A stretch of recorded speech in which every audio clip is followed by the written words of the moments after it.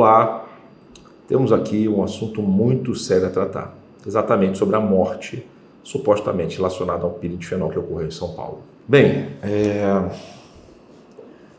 muito complicado e é algo que eu não exponho muito aqui nas redes, porque é uma opinião polêmica, mas é muito complicado tratarmos o piridifenol como um procedimento estético, certo?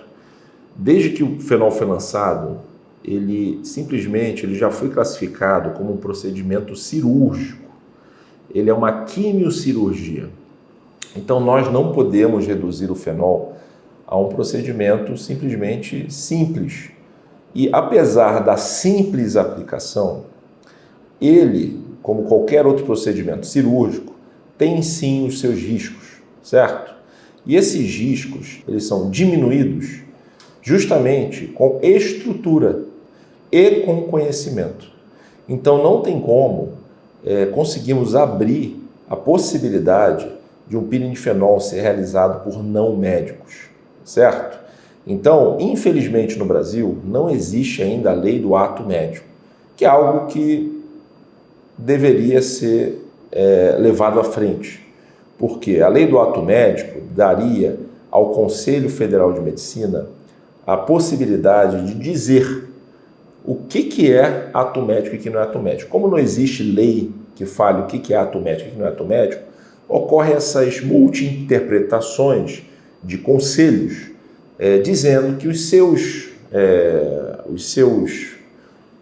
participantes, né, no caso o Conselho Federal de Medicina, o Conselho de Odontologia, o Conselho de Fisioterapia, de Farmácia, etc., colocam todas essas categorias em igual importância e deixam para eles decidirem qual será a sua atuação, certo? Então, quem decide o que cada um atua é o próprio conselho, o que na minha visão não faz muito sentido, porque faculdade de medicina só existe uma, não existe faculdade de medicina e odonto, não existe faculdade de medicina e biomedicina, não existe faculdade de medicina em estética, não existe faculdade de medicina em qualquer outra, em farmácia ou em enfermagem, não existe faculdade de medicina ali.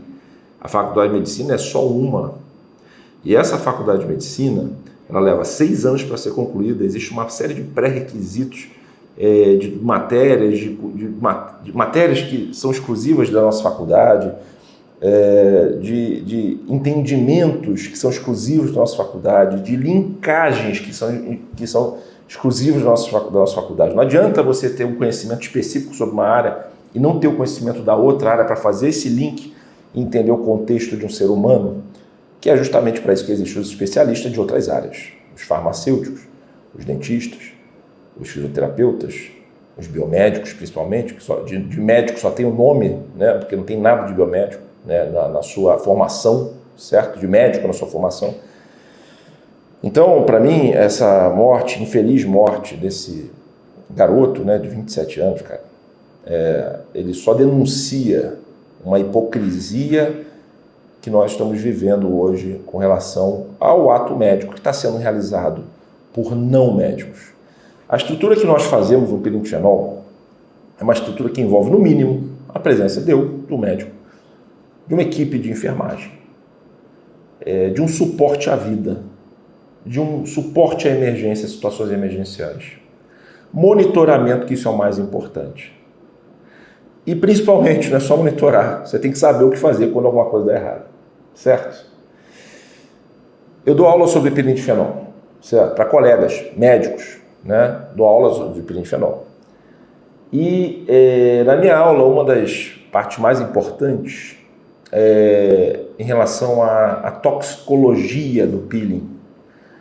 Como que o peeling é tóxico ou não é tóxico. E eu deixo claro na minha aula, baseado em evidências, baseado em artigos científicos, que não dá para dizer que o piridifenol é tóxico. Porque se nós falarmos que o piridifenol é tóxico, teríamos que falar que a dipirona é tóxica, que o paracetamol é tóxico, que a água é tóxica. Então não tem como dizer que o piridifenol é tóxico usando a ciência, certo? Você pode usar dizendo que existe uma dose máxima que você vai usar ele Passando dessa dose vai começar a dar problema, assim como qualquer outra substância, certo? E tem um momento muito emblemático que eu acho que é muito legal da minha aula, que eu falo assim, o paciente pergunta, posso morrer, doutor, de pilinfenol? E a minha resposta em relação ao posso morrer, doutor, é o seguinte, pesquisa no Google, olha artigo científico, veja se na história de mais de 100 anos de pilinfenol, alguém já morreu por conta do pilinfenol, certo? Olha lá, pesquisa no Google se alguém já morreu. Então você pode fazer essa pesquisa aí agora. Pesquisa se alguém já morreu, fora esse caso aí que estão atribuindo ao pilinfenol. Fato é que em mais de 10 anos que eu dou essa aula, ninguém, e eu falo isso para os pacientes também aqui na clínica, ninguém nunca me trouxe alguém que tinha morrido por pilinfenol.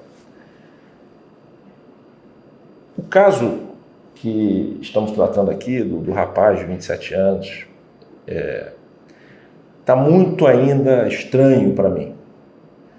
Primeiro porque nós não temos dados, porque tudo isso que eu comentei com vocês, de toda a estrutura que nós temos que oferecer para os pacientes para poder ter um aumento de margem de segurança, não foi executada. A gente não tem monitoramento do paciente, não temos a presença do médico, até onde eu sei.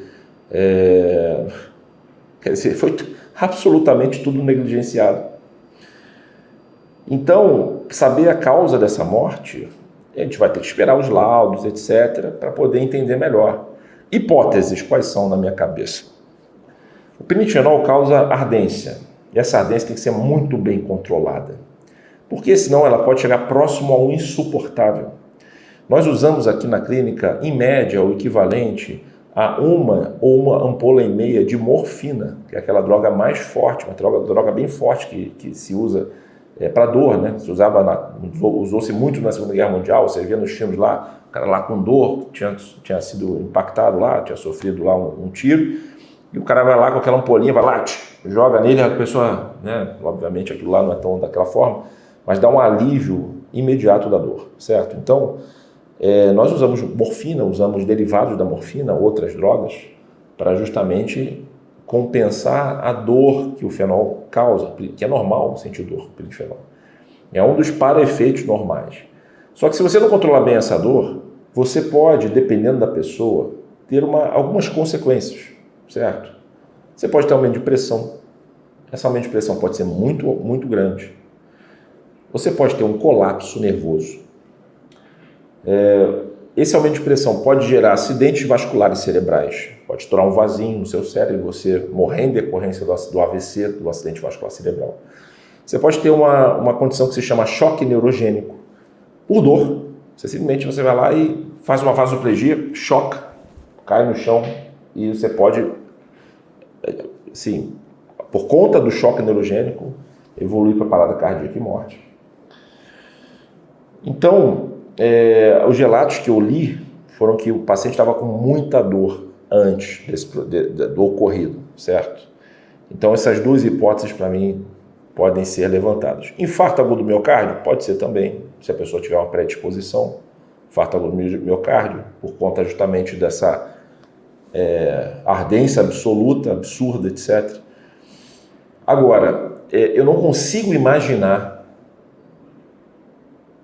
uma morte simplesmente inusitada por conta do pilinfenol. Não consigo imaginar. Não existe histórico para isso, certo? Não existe histórico para isso. Não existem coisas que podem acontecer se a pessoa está amparada medicamente que evolua para o óbito dessa forma assim tão inusitada. Então, eu vou esperar ainda um pouco para poder talvez fazer um pronunciamento mais técnico sobre isso, porque isso me interessa. Eu quero saber por que esse jovem morreu. Eu não acredito que seja, na minha visão técnica, por conta do pilinfenol, certo? Para mim, ele morreu por conta do mau uso de um procedimento médico, por conta da não execução de um procedimento médico por uma pessoa habilitada. Então, é assim que eu encaro, certo? Eu não consigo realmente, simplesmente linkar pilinfenol e morte. Não faz sentido na minha cabeça. Não tem histórico, não tem artigo que demonstre isso. Vamos esperar quais são as causas reais. Lógico, Ah, ele morreu de AVC porque teve a dor do pirintifenol e aí teve AVC e morreu. Foi por causa do pirintifenol? Se você quiser extrapolar o raciocínio, foi. Mas eu acho que, falando para pessoas inteligentes, dá para entender o que eu estou querendo dizer. Se a pessoa tivesse simplesmente uma assistência técnica, isso não teria acontecido. Beleza? Por enquanto, é isso que eu tenho para falar. Só me resta lamentar o ocorrido, meus sentimentos à família. E eu quero realmente saber mais tecnicamente sobre esse caso, porque eu preciso atualizar minha aula agora.